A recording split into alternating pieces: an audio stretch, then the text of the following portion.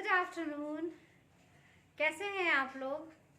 आपका बहुत सारा मैं स्वागत करती हूँ हमारे इस चैनल पे। आज मैं कुछ नया करने जा रही हूँ। नया क्या है, बहुत नई बात नहीं है, लेकिन हमारे वैसे सब्सक्राइबर्स, वैसे व्यूअर्स जो इंग्लिश सीखना चाहते हैं, जो अंग्रेज़ी बोलना चाहते हैं, लेकिन अभी बहुत शुरुआती स्टेज में है, अभी बहुत ज़्यादा नहीं समझ पाते, बोल नहीं पाते, और या फिर कुछ ऐसे हैं जिनके लिए इंग्लिश बिल्कुल एक नई भाषा है अभी।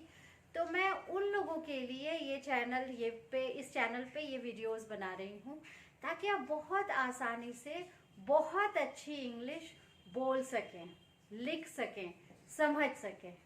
तो इसी की शुरुआत मैं करती हूँ, और मैं बहुत ही बेसिक वाले वर्ड्स यूज़ कर रही हूँ, बहुत ही बेसिक वाली चीज़ें यूज़ कर रही हूँ, ताकि आप बहुत अच्छे से समझ सकें, आपको कोई परेशानी ना हो। ठीक है, तो चलें आगे बढ़ते हैं और सीखते हैं। यहाँ पे मैंने कुछ शब्द लिखे हैं।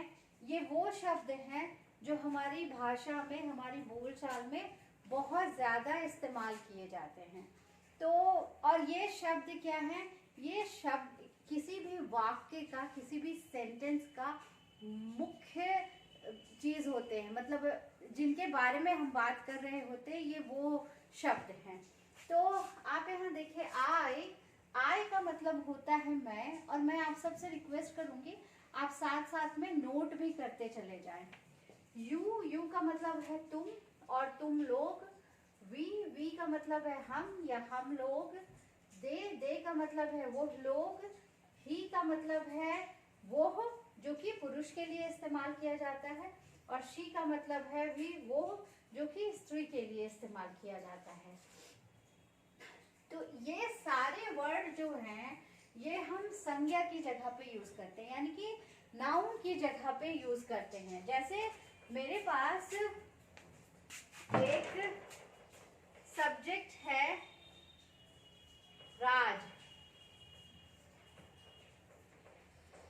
तो इसकी जगह पे मैं यूज करूंगी ही। या मेरे पास एक सब्जेक्ट है सलमा, तो इसकी जगह पे मैं यूज करूंगी शी। इसी तरह से मैं अपने लिए अगर बात कर रही हूँ तो मैं आई यूज करूंगी। मैं तुम्हारे लिए या आप लोगों के लिए बात कर रही हूँ तो मैं यू यूज करूंगी। मैं अगर हम सब के लिए बात कर रही हूँ तो मैं वी यूज करूंगी। मैं उन सब लोगों के लिए अगर बात कर रही हूँ तो मैं दे यूज करूंगी। इसको हम धीरे धीरे समझने की कोशिश करेंगे, और इसको हम धीरे धीरे वाक्य में, सेंटेंस में प्रयोग करने की कोशिश करेंगे।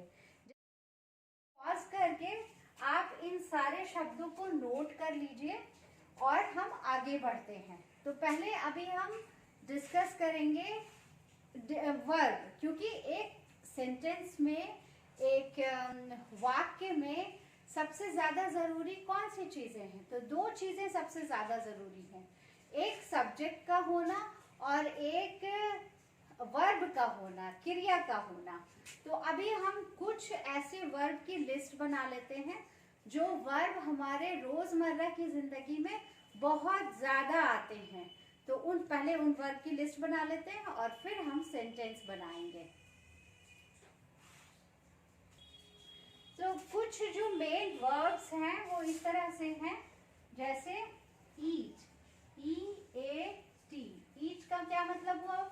ईट का मतलब हुआ खाना। स्लीप, स्लीप का क्या मतलब हुआ? स्लीप का मतलब हुआ सोना। कुक, कुक का क्या मतलब हुआ? खाना बनाना।